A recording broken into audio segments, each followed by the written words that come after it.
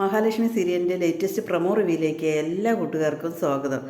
മഞ്ജു സാഗറിൻ്റെ ബേക്കിൽ കയറുകയാണല്ലോ. നമുക്ക് എന്തായാലും പുറത്ത് പോയിന്ന് ഭക്ഷണം കഴിച്ചിട്ട് വരാമെന്ന് സാഗർ പറയണല്ലേ.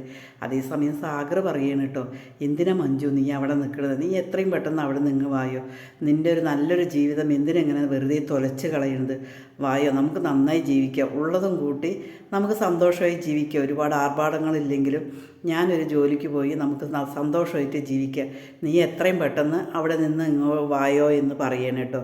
അതിനുശേഷം മഞ്ജു സാഗറിൻ്റെ ബേക്ക് കയറുകയാണ്. സാഗറിൻ്റെ തോളിലിങ്ങനെ പിടിക്കാൻ മഞ്ജുവിനൊരു മടിയൊക്കെ ഉണ്ട് കേട്ടോ. എങ്കിലും സാഗറിൻ്റെ തോളിൽ മഞ്ജു മനസ്സോടെ കൂടിയിട്ട് ഇങ്ങനെ പിടിക്കണം കേട്ടോ. ആ പിടിക്കുന്നത് കാണുമ്പോൾ തന്നെ നമുക്ക് സാഗറിനോടുള്ള പ്രണയം എത്രയുണ്ടെന്ന് സാഗർ തിരിച്ചറിയണം കേട്ടോ. ആ ഒരു കൈ പിടിച്ചത് കാണുമ്പോൾ തന്നെ. അതേസമയം മേഘനാഥൻ ആശുപത്രിയിൽ നിന്നൊക്കെ പോയിട്ട് ടെൻഷൻ അടിച്ച് വരികയായിരിക്കും കേട്ടോ. ടെൻഷൻ അടിച്ച് വരുന്ന സമയത്തായിരിക്കും പെട്ടെന്നാണ് ഇങ്ങനെ മഞ്ജു പോയ പോലെ ഇങ്ങനെ തോന്നുകയാണ് കേട്ടോ. മഞ്ജു ആരുടെ കൂടെ പോയി എന്നറിയില്ല, മഞ്ജു ഒരു ബൈക്കിൽ ഇങ്ങനെ പോണ പോലെ പാസ് ചെയ്യണ പോലെ കാരണം മുൻപ് കൂടെ തോന്നുകയാണ് മേഘന കേട്ടോ.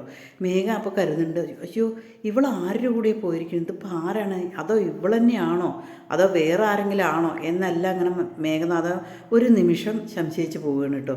അതിനുശേഷം മഞ്ജു സാഗറും കൂടി ഒരു ബെഞ്ചിൽ ഇരുന്നിട്ട് സംസാരിക്കുകയാണ് കേട്ടോ. അവർ ഭക്ഷണമൊക്കെ കഴിച്ചതിന് ശേഷം ഇരുന്ന് അവർ സംസാരിക്കുന്ന സമയത്താണ് മേഘനാഥൻ്റെ കോള് വരിക കേട്ടോ. അയ്യോ ഇത് മേഘേട്ടൻ വിളിക്കണോ എന്നിങ്ങനെ മഞ്ജു പറയണ്. അത് കാണുമ്പോൾ സാഗർ പറയണ്ടേ, ഇനിയിപ്പോൾ നമ്മളെ എങ്ങാനും കണ്ടോ അതോ എന്തെങ്കിലും സംശയം കൊണ്ടാണോ, എന്തായാലും നീ ഫോൺ എടുക്കുക എന്ന് പറയണം കേട്ടോ.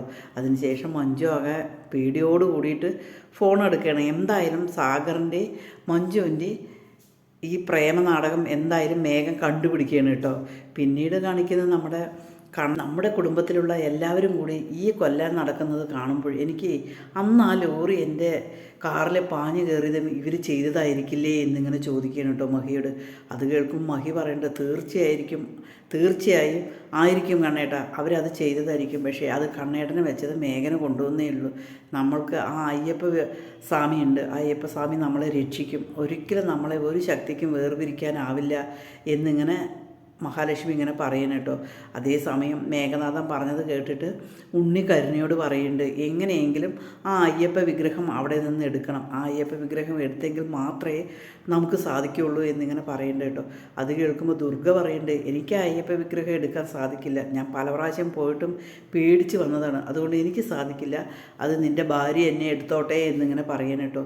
പിന്നീട് ഉണ്ണി പറയുന്നുണ്ട്, എന്തായാലും നീ ആ വിഗ്രഹം എടുക്കണം, നീ എപ്പോഴും ഞങ്ങളോടാണല്ലോ പറയുക അത് ചെയ്തില്ല ഇത് ചെയ്തില്ല എന്ന്, നിനക്ക് പറ്റിയെങ്കിൽ നീ ആ അയ്യപ്പ വിഗ്രഹം എടുക്കുക, നീ ആ അയ്യപ്പ വിഗ്രഹം എടുത്തതായോ, അത് കൊണ്ടേ കളയുന്ന കാര്യം ഞാൻ ഏറ്റു എന്നിങ്ങനെ പറയണം കേട്ടോ. അതേസമയം മേഘനാഥ മഞ്ജുവിനെ അന്വേഷിച്ച് വരികയാണ്. മഞ്ജുവിനെ അന്വേഷിച്ച് ഇങ്ങനെ വരുമ്പോൾ തന്നെ സാഗറും മഞ്ജുവും കൂടിയിട്ട് അവിടുന്ന് ഹോട്ടലിൽ നിന്ന് ഭക്ഷണമൊക്കെ കഴിച്ചിട്ട് ബേക്കിൽ ഇങ്ങനെ കയറുന്ന സമയത്തായിരിക്കും മേഘനാഥൻ വരുന്നത്. മേഘനാഥൻ കയ്യോടുകൂടി സാഗറെ പിടിക്കുകയും സാഗർ നല്ല അടി കൊടുക്കുകയും ചെയ്യുന്നുണ്ട് കേട്ടോ മേഘനാഥൻ. അതേസമയത്ത് തക്ക സമയത്ത് തന്നെ അവിടെ മാർക്കും എത്തുകയും ചെയ്യുന്നുണ്ട് കേട്ടോ. അങ്ങനെ മേഘനാഥൻ മഞ്ജുവിൻ്റെയും സാഗറിൻ്റെയും പ്രണയം കണ്ടുപിടിക്കുകയാണ്.